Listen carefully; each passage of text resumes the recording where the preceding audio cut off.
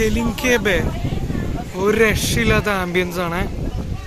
ആൾക്കാരൊക്കെ വന്ന് വൈബ് ഇങ്ങനെ അടിച്ചുകൊണ്ടിരിക്കുക ഇവിടെ.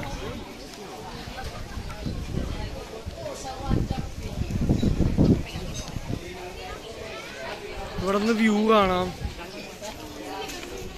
ഒരു ലിഫ്റ്റിന്റെ പണി നടക്കുന്നുണ്ട്.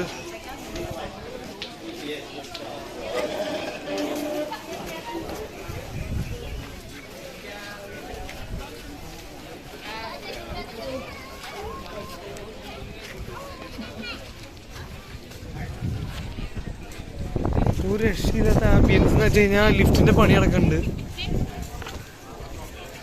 ഇത് സന്തോഷ് ജോർജ് വളങ്ങരയൊക്കെ വീഡിയോയിൽ പറഞ്ഞിട്ടുണ്ടായി ഒരു ലിഫ്റ്റിന്റെ പണി നടക്കുന്നത്. അത് ഇപ്പോഴും നടന്നുകൊണ്ടിരിക്കുക.